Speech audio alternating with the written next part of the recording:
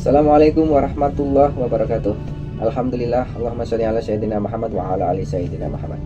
Sahabat Empati TV dimanapun berada, bagi yang masih merasakan sensasi-sensasi yang muncul, penderita asam lambung, kecemasan berlebih, anxiety psikosomatis, panic attack dan lain sebagainya ya, yang kalian masih sering muncul sensasinya, perlu kalian ingat, sensasi yang muncul kepada kalian itu sebenarnya juga dialami bagi orang-orang yang sehat lainnya, bagi orang-orang normal lainnya maksud saya, itu juga mengalami apa yang kita alami sebagai orang ataupun penderita anxiety psikosomatis.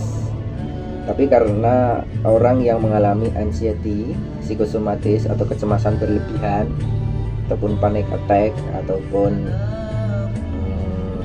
takutan yang berlebihan terhadap kematian dan lain sebagainya, seperti yang dikatakan anxiety psikosomatis, itu mendramatisir apa yang kita rasakan ataupun sensasi yang muncul kepada kita.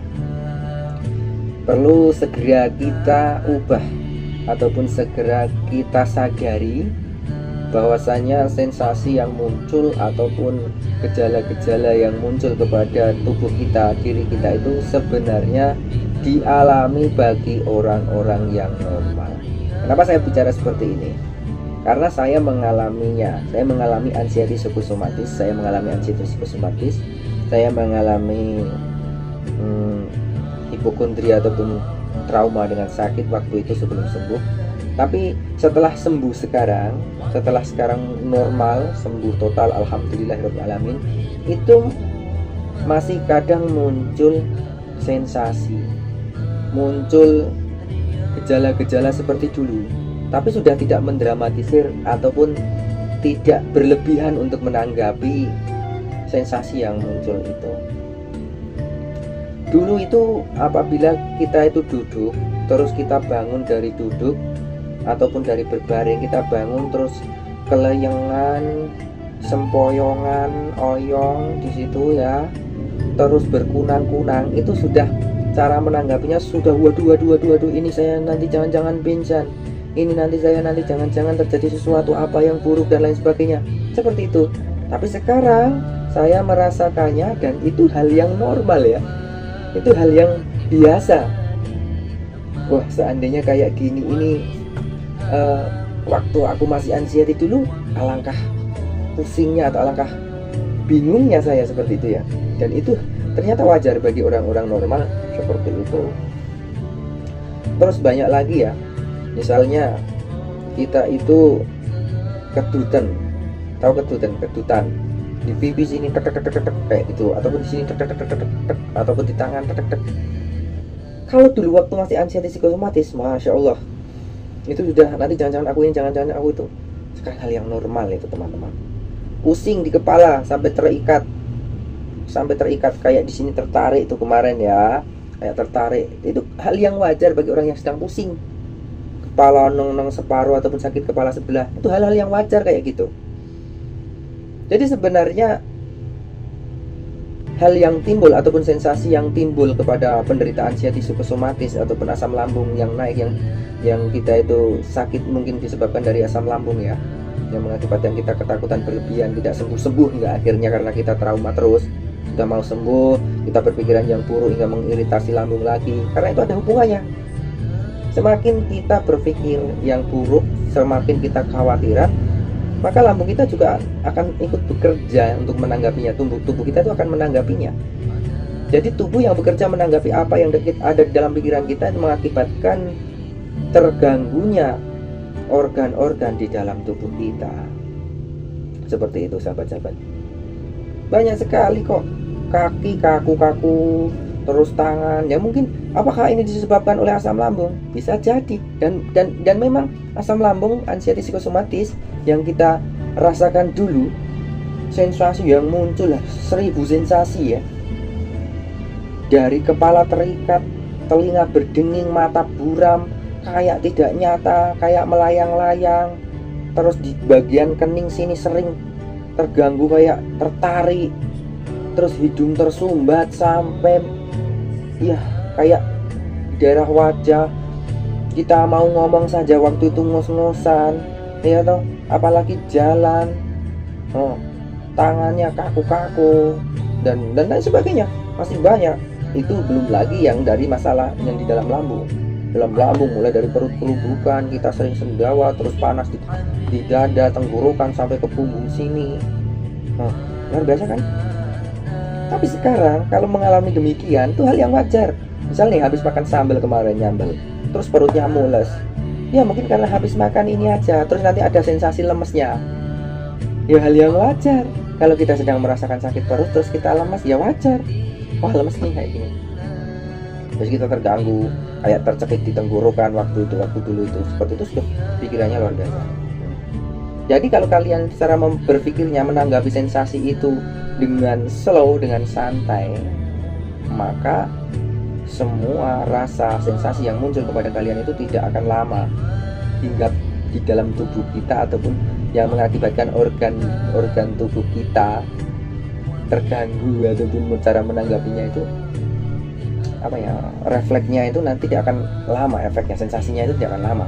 Tapi kalau kalian itu masih memikirkan terus berulang-ulang kalian seperti itu, karena di dalam tubuh kita itu ada memorinya ya, memori itu akan berulang-ulang untuk cara-caranya atau apa istilahnya, kita jalurnya masih lewat di situ ya lama sampai ke titik oh ini baik-baik saja jalurnya, oh ini baik-baik saja.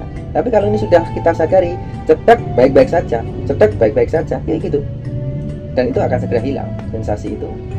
Nah, sensasi apa yang masih kalian rasakan silahkan berkomentar di dalam YouTube ini, nanti akan saya bahas di video-video selanjutnya. Saya masih prihatin ya kepada kalian yang sudah lama mengikuti YouTube saya tapi kok masih ada sensasi atau masih kambuh-kambuhan atau masih ini. Ya mungkin karena kalian tidak menyerap ilmunya dengan perfect. Kalau kalian menyerap ilmunya dengan benar, dicatat apa yang harus kalian lakukan mulai dari bangun tidur sampai tertidur, dan itu menjadi suatu kebiasaan yang diterapkan mungkin dari 7 hari, 21 hari sampai 41 hari, nggak sampai segitu hari, insya Allah 7 hari sampai 11 hari itu sudah bagus, sudah banyak perubahannya. Coba dong kalian lakukan di TV 94, kalian lihat terus kalian lakukan mulai dari bangun tidurnya bagaimana, cara pijat titik refleksinya bagaimana, saya sudah ucapkan berkali-kali loh. Afirmasinya bagaimana yang harus dihafalkan, aku bersyukur, berterima kasih, aku sangat-sangat gembira dan bahagia, aku sehat sempurna, dengan izin Allah kesehatanku menjaga diriku untuk tetap hidup dan panjang umur, aku berani, aku percaya diri, aku dapat membahagiakan orang-orang yang aku cintai, aku sukses, aku selamat fi dini wa dunya wal akhirah. Kan enak kalian ucapkan itu berkali-kali, itu hafalkan. Itu namanya afirmasi positif. Kenapa harus diucapkan? Untuk merubah mindset kalian, cara pikir kalian yang seolah-olah saya sakit terus, padahal kalian harus bersyukur, aku sehat, aku kuat, aku tenang. Itu harus diucapkan supaya benar-benar masuk ke alam bawah sadar. Seperti itu. Itu mulai dari afirmasinya. Belum lagi olahraganya yang aman untuk lambung biar tidak refleks. Itu apa? Refleks itu maksudnya naik ke esofagus, klep lambungnya itu biar aman. Kalau sudah aman, tidak kemana-mana, si asam lambung itu tidak sampai ke tenggorokan, tidak sampai ini, insya Allah akan normal, sudah aman. Caranya bagaimana? Kalian sering-sering pernapasan perut, tarik napas sampai perutnya mengembang, tahan, hembuskan. Itu sesering mungkin kayak gitu untuk menguatkan otot esofagus yang ada di dalam dada kalian sini. Sambil kalian afirmasi tadi, tarik napas, tahan, hembuskan. Aku sehat, aku kuat, aku tenang. Ucapkan kayak gitu afirmasinya. Aku bersyukur, berterima kasih, aku sangat gembira, aku bahagia, aku sehat sempurna. Ucapkan supaya masuk ke alam bawah sadar sesering mungkin. Dan itu sudah saya bahas khusus di tentang video alam bawah sadar. Itu sudah saya bahas khusus, kapan alam bawah sadar terbuka, kapan bisa masuknya, kapan bisa merubah mindsetnya. Itu sudah saya sampaikan di sana. Nah, selain itu juga, selain kalian berjemur, sekalian afirmasi positif ataupun kalian meditasi, relaksasi, atur pernapasan perut, itu termasuk relaksasi ya, untuk menenangkan diri. Itu lakukan kayak gitu. Selain itu, kalian juga atur pola makannya, sedikit-sedikit tapi sering. Kunyah yang lembut dinikmati dengan bersyukur, terima kasih ya Allah masih bisa makan. Masih banyak orang yang tidak bisa makan. Terima kasih ya Allah, dengan makanan ini insya Allah akan menyembuhkanku. Sedikit demi sedikit lakukan kayak gitu. Sedikit. Habis itu sedikit tapi sering makan. Terus minum, habis makan minum air manis bagi yang masih lemas-lemas, karena glukosanya biar stabil. Air manis. Kalau saya dulu nggak pakai teh ya, karena saya nggak cocok sama teh juga. Kalau habis makan teh langsung perutnya begah waktu itu, apalagi kopi ya dulu. Saya minum air putih manis habis makan nasi. Setelah itu nanti lemes-lemesnya hilang, keliangan-kelianganku hilang, kayak gitu. Masih ada lagi, selain kalian jaga makannya, jaga pola istirahatnya ataupun pola tidurnya. Pola tidurnya masih banyak yang susah tidur, masih banyak yang tidak bisa tidur karena mikirin apa nggak bisa tidur, karena mikirin tidur. Lucu kan, ini sudah malam nih aku nggak bisa tidur, mikirin nanti nggak bisa tidur, yang dipikirin tidur nggak bisa tidur. Jeruk, minum jeruk. Kayak gitu.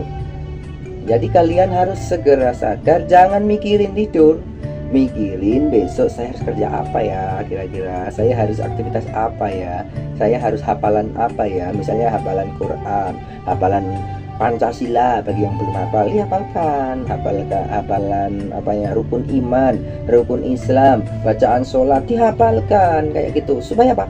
Kayak gitu, itu selain membuat kita mendapat ilmu yang bermanfaat, dapat kita gunakan untuk kehidupan sehari-hari, untuk menunjang ibadah kita ataupun menunjang sebagai warga negara Indonesia yang baik, itu kita akan teralihkan dengan cara menghafalkan sesuatu. Misalnya menghafalkan Asmaul Husna, Bismillahirrahmanirrahim, Alhamdulillah, itu dan lain sebagainya, nazumnya tuh. Ya Rahmanu ya Rahim ya Malik ya Qudus ya Salamu ya Mu'min ya Muhammad ya Aziz. Bagi yang muslim, hafalkan 99 Asmaul Husna. Hafalkan ayat-ayat ru'yah, misalnya Qul Falak Binas, ayat Kursi, dan masih banyak lagi, misalnya ada wan nazzil minal Quran dan lain sebagainya itu hafalkan. Sudah saya sampaikan di video-video selanjutnya.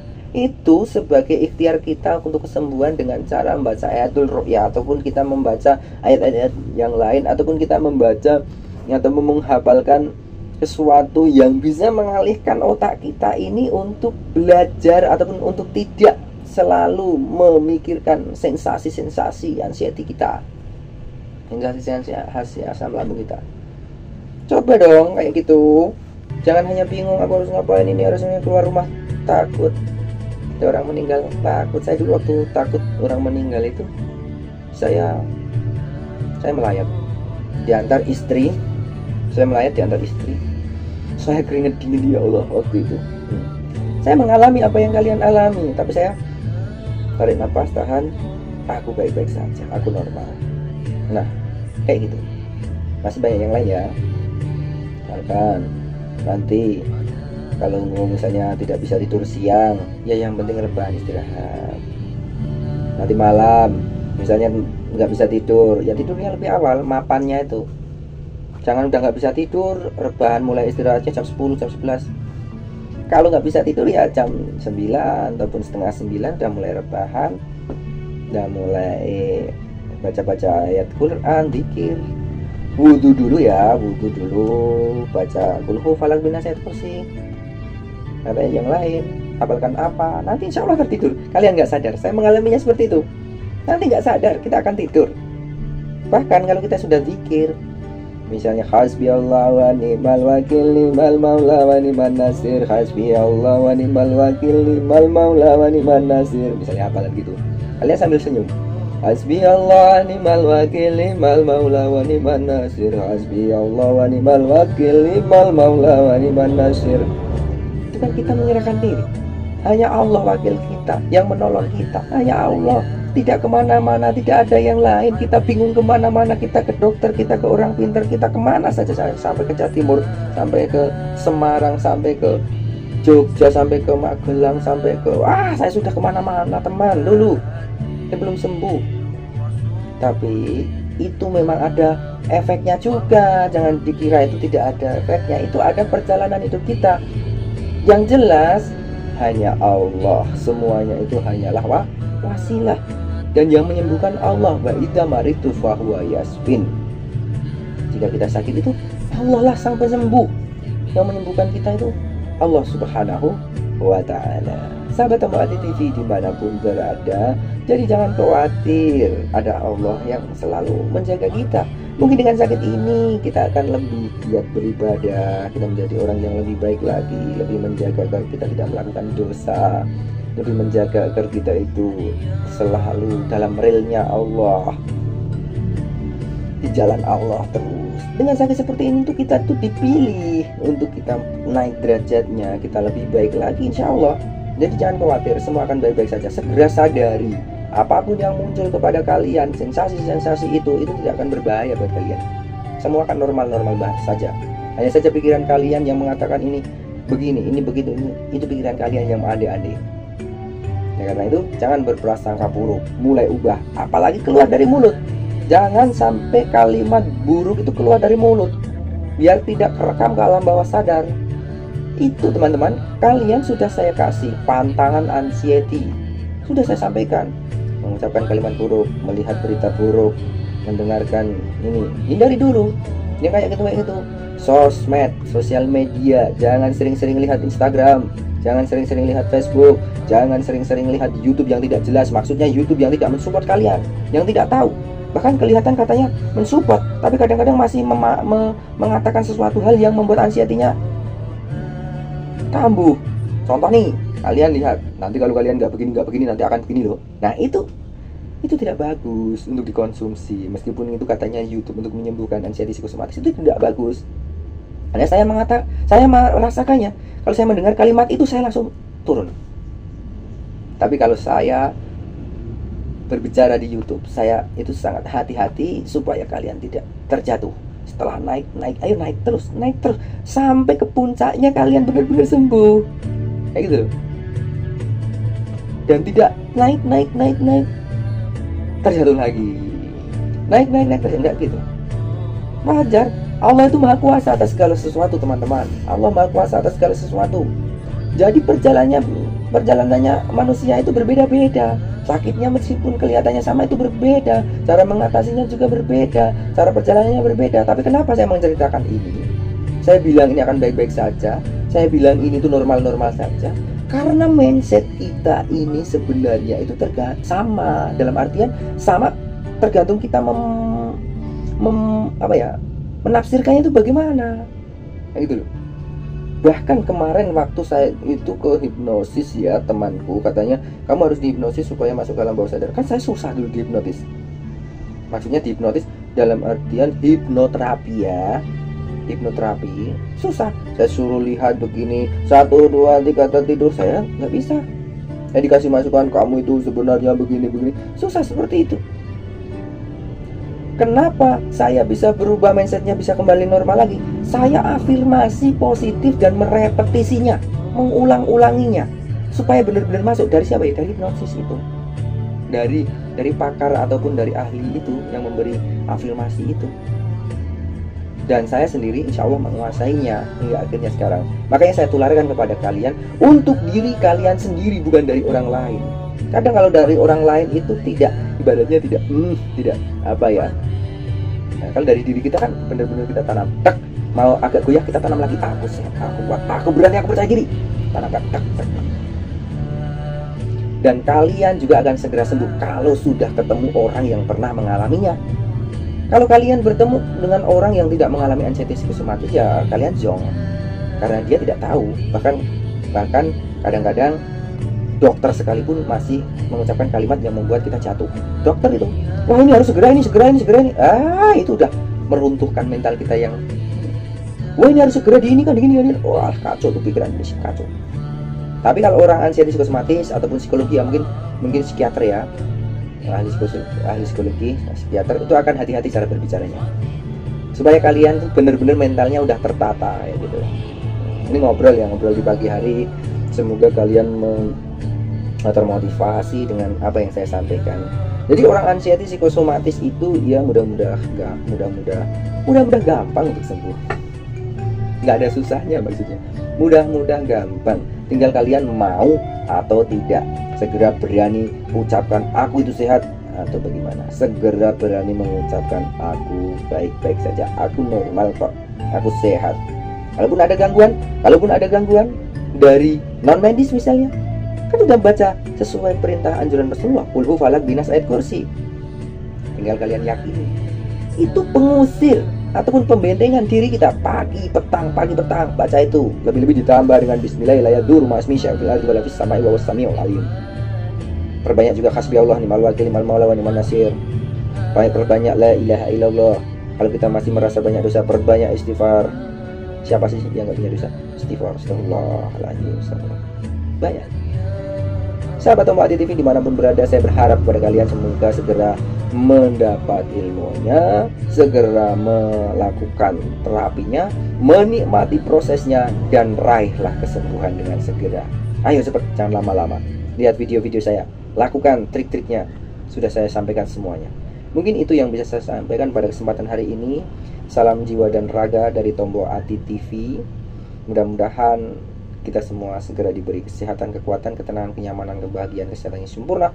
Dengan izin Allah, kesehatan kita menjaga diri kita untuk tetap hidup dan panjang umur. Jangan lupa like, subscribe, bagikan kepada yang membutuhkan sebagai lahan beramal beribadah. Subscribe jangan lupa, karena akan membuat kalian ada info video baru, dan juga insya Allah akan termotivasi dan akan saya doakan selalu anggota Tombak Hati TV. Terima kasih, sampai jumpa di video selanjutnya. Assalamualaikum warahmatullahi wabarakatuh.